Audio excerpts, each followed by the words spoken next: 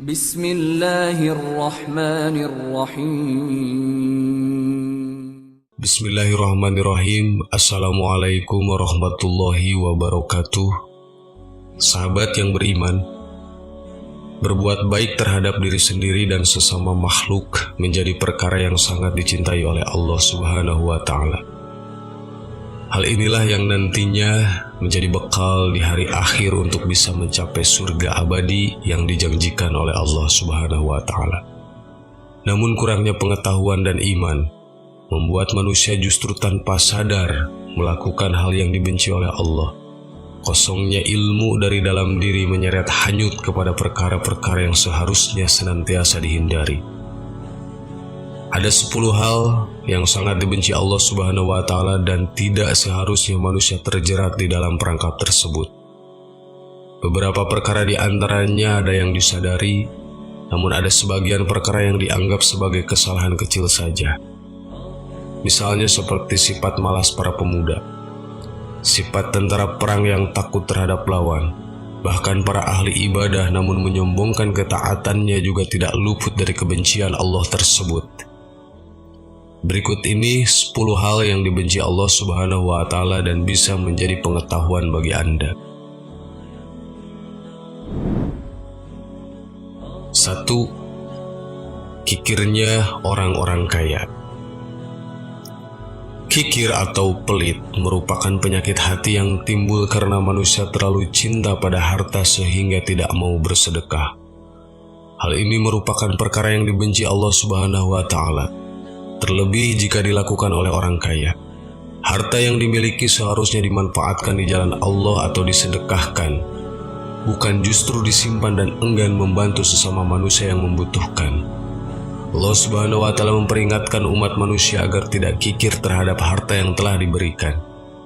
Allah juga memberikan ancaman bagi manusia yang kikir dan bakhil terhadap harta yang mereka miliki seperti dalam surat Ali Imran ayat 180. Sekali-kali janganlah orang-orang bakhil dengan harta yang Allah berikan kepada mereka dari karunia-Nya menyangka bahwa kebahilan itu baik bagi mereka. Sebenarnya kebahilan itu adalah buruk bagi mereka. Harta yang mereka bahilkan itu akan dikalungkan kelak di lehernya di hari kiamat. Dan kepunyaan Allah lah segala warisan yang ada di langit dan ada yang di bumi. Dan Allah Maha mengetahui apa yang kamu kerjakan.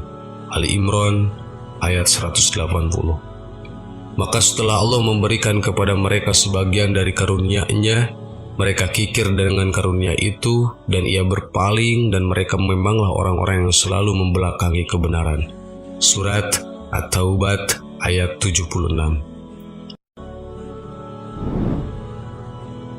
2. Takaburnya orang-orang miskin. Takabur merupakan sikap sombong dan menganggap diri lebih dibanding dengan yang lain. Dalam kasus orang miskin yang memiliki sifat takabur memang menjadi sebuah penyakit yang sulit dimengerti.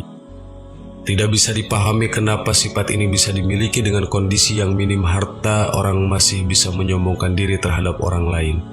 Padahal orang kaya berharta saja memiliki kekayaan dan harta berlimpah tidak boleh menyombongkan diri kepada siapa saja. Pasalnya hanya Allah Subhanahu wa Ta'ala yang boleh memiliki sifat ini karena Dia memiliki segalanya.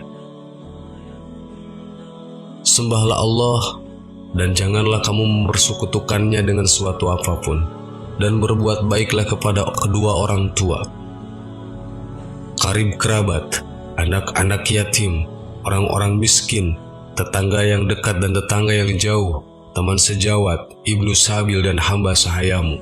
Sesungguhnya Allah tidak menyukai orang-orang yang sombong dan membangga-banggakan diri. Surat An-Nisa ayat 36.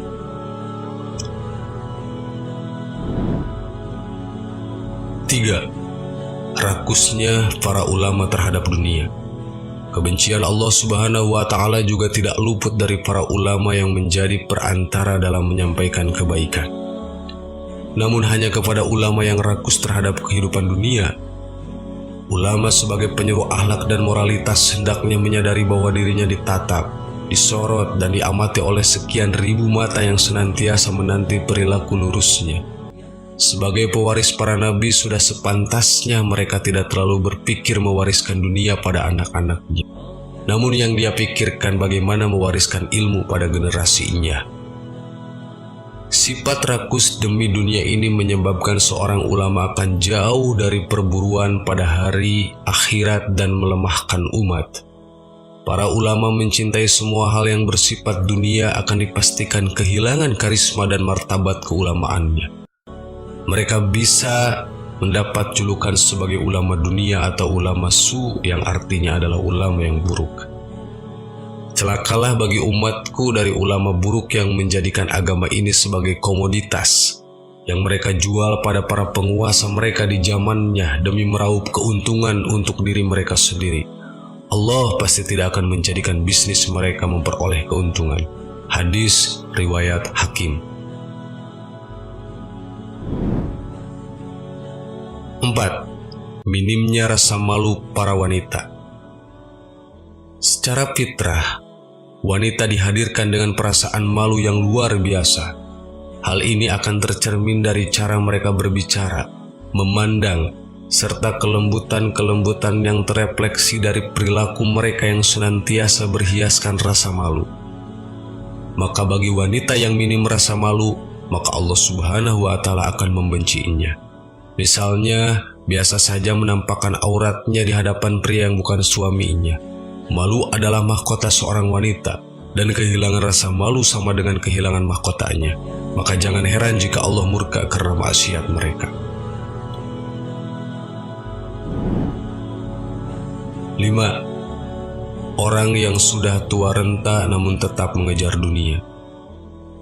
Mungkin di antara kita pernah mendapatkan pengalaman memiliki kakek atau nenek yang sudah tua namun tetap mengejar dunia. Tidak jarang tindakan mereka ini membuat gerah cucu-cucunya, mengingat waktu mereka sudah seharusnya digunakan hal-hal yang berkaitan dengan mengejar akhirat. Orang tua renta seharusnya mempersiapkan segala hal untuk kematiannya.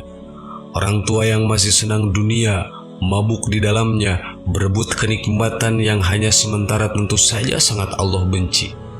Apakah mereka tidak sadar bahwa dunia ini akan segera ditinggalkannya? Lalu untuk apa dia masih berburu dunia dengan penuh tamak cinta yang melampaui batas? 6. Malasnya para pemuda. Pemuda yang malas juga akan mendapatkan kebencian dari Allah Subhanahu wa Ta'ala. Pada masa ini, pemuda diharuskan mengoptimalkan segala kemampuannya untuk bekerja mempersiapkan hari tua. Masa muda adalah masa gelora kehidupan mereka. Selain itu, akan menjadi penentu masa depan yang sesungguhnya. Kemalasan anak muda menjadi indikasi bahwa mereka akan hidup susah di hari tuanya. Maka malasnya pemuda adalah alamat awal dari suram dan buramnya masa depan mereka. Inilah mengapa Allah membenci anak muda yang memiliki sifat yang malas. Rasulullah menghimpun orang-orang mulia dalam 7 golongan, di antaranya adalah pemuda yang energik. Rasulullah SAW bersabda, 7 golongan orang yang akan mendapat naungan Allah daripada hari di mana tidak ada naungan kecuali naungan Allah Subhanahu wa Ta'ala. Pemimpin yang adil, pemuda yang tumbuh berkembang dalam beribadah kepada Allah, lelaki yang hatinya senantiasa terpaut ke masjid tatkala dia keluar darinya hingga dia kembali. 2 lelaki yang saling mencintai karena Allah, dia berkumpul karenanya dan berpisah karenanya pula. Lelaki yang mengingat Allah sendirian kemudian kedua matanya mengalirkan air mata.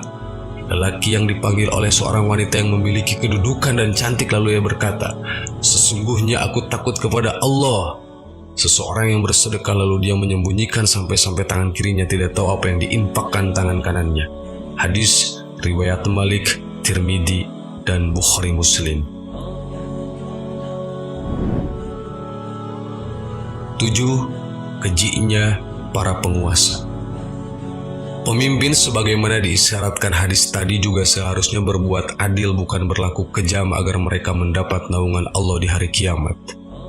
Keadilan mereka sangat ditunggu dan dirindu oleh rakyat, karena harapan keadilan memang bertumpu pada para penguasa itu. Keadilan dalam dambaan setiap orang, cita setiap insan, Tatkala seorang penguasa yang seharusnya adil berubah menjadi keji, maka kemurkaan Allah yang demikian pedih telah menunggu mereka. Karena Allah sangat tidak suka pada mereka yang berbuat zalim. Allah berfirman, tempat kembali mereka ialah neraka, dan itulah seburuk-buruk tempat tinggal orang-orang yang zalim. Surah Ali Imran ayat 151. 8. Pengecutnya para tentara perang. Jika Anda berniat menjadi tentara perang, maka Anda harus berani melawan siapa yang menjadi musuh-musuh Anda. Biasanya mereka yang terpilih dalam perang merupakan manusia pilihan untuk membela agama dan tanah airnya. Jiwa prajurit adalah jiwa kesatria yang pantang menyerah pada manusia, yang pantang menyerah pada musuh. Jika sikap ini luntur, inilah yang akan menjadi kebencian dari Allah Subhanahu wa Ta'ala. Allah Subhanahu wa Ta'ala berfirman, "Hai orang-orang yang beriman, apabila kamu bertemu dengan orang-orang yang kafir yang sedang menyerangmu, maka janganlah kamu membelakangi mereka."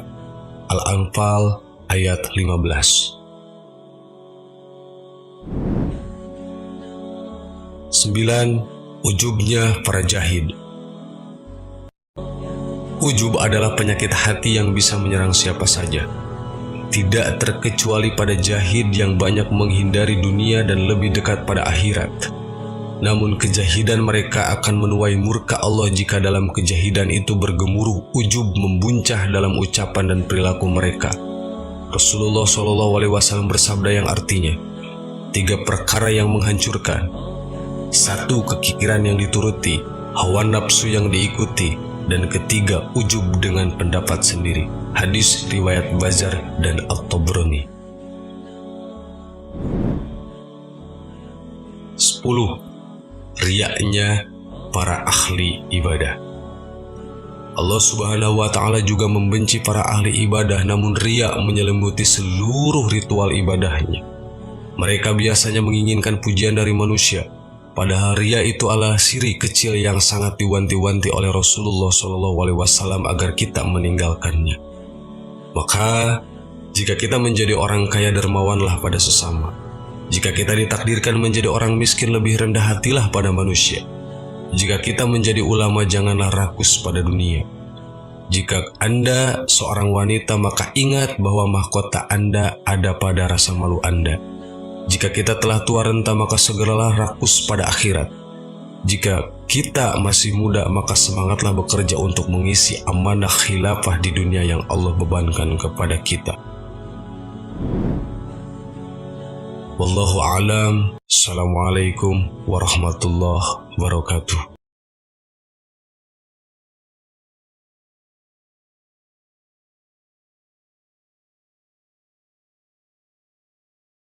Subhanallah walhamdulillah wa la ilaha illallah wallahu akbar. Subhanallah